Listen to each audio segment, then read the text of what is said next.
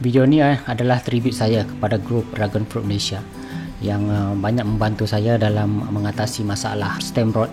So dalam video ini saya tunjukkan dari mana asal usul penyakit tersebut, bagaimana cara saya membuat solution racun, kemudian saya tunjukkan bagaimana saya apply ramuan cecair yang kita buat tadi, dan di akhir video ditunjukkan result selepas seminggu dan 2 minggu kita apply ramuan tersebut. Ini adalah keadaan pokok saya selepas diserang oleh stem rot. Kalau tengok bahagian kuning, kulit dia dah hancur dan berlubang. Kita terpaksa buat sesuatu. Kalau tidak, seluruh batang pokok ini akan hancur dan pokok ini akhirnya akan mati. Ini adalah keadaan pokok sewaktu mula-mula ditanam dulu. Kalau tengok bahagian ni dah ada bahagian yang luka-luka. Daripada luka-luka inilah bermulanya serangan kulat stem rot terhadap Townsend pink ni. Formula untuk membuat racun kulat ni amat mudah. 1 bahagian hidrogen peroksida 3% dicampur dengan 1 bahagian air. So hidrogen peroksida ni kita boleh beli daripada farmasi. Dalam kes ni saya beli daripada Alpro Farmasi. Cuma farmasi ni tidak menjual yang 3%, dia cuma menjual 6%. Tapi tak apa, kita boleh dilutekan dia untuk dapatkan dan jadikan dia 3% hidrogen peroksida campur dengan 1 bahagian air. Untuk buat racun kulat tu, nasihat daripada grup Dragon Fruits dekat Facebook. Mereka suruh saya gunakan hidrogen peroksida 3%, tapi dekat sini hidrogen peroksida dia 6%. So tak apa, kita akan jadikan dia 3%. Lepas tu kita kena gunakan air dan kita gunakan kapur. Tapi sedangkan kapur saya tak ada, so kita pakai serbuk cinnamon.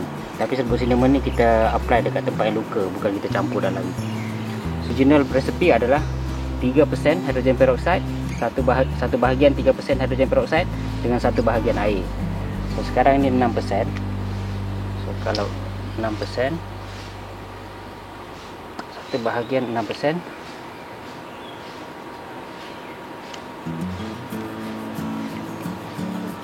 satu bahagian 6%. So kita ambil ni 1 bahagian 6%. Kemudian kita tambah air satu bahagian sampai dekat separuh ni. So maksudnya kalau 1 bahagian ni, maksudnya ini adalah 3%. So ini adalah 3%. So sekarang original resipi adalah 1 bahagian 3% dengan 1 bahagian air. So ni kurang inilah.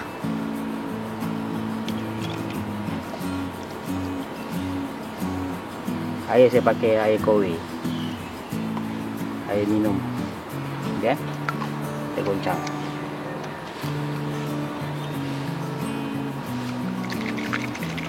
Bekas ni boleh beli dekat Mr. DIY, ataupun boleh bagi bekas sanitizer yang dah habis. Okey. So dah siap. Ini adalah bahagian dragon fruit kita yang dah rosak hari tu.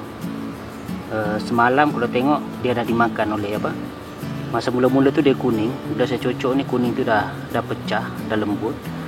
Kemudian kalau tengok daripada gambar ni, warna dekat tepi-tepi tu masih ada kuning-kuning. Kemudian keesokan harinya saya tengok ada siput makan. So hari ni bahagian kuning-kuning yang lembut tu semua dah habis. Siput dah habis makan dah. So sekarang ni dah keras. Kita je sembuh je dengan dengan campuran kita tadi ni, untuk mengelakkan kulat tu ada lagi.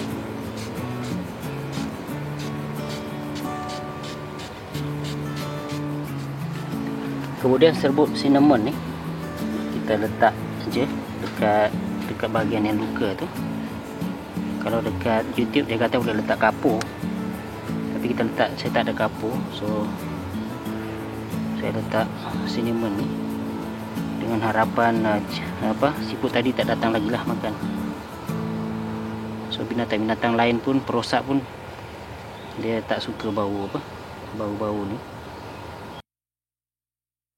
Kita tengok progres selepas hampir daripada seminggu. Selepas saya letak hidrogen peroksida. Lepas letak hidrogen peroksida itu setiap hari saya akan sembur sampailah ke hari ini. Saya akan sembur dengan peroksida 3% dengan 1 bahagian air tadi.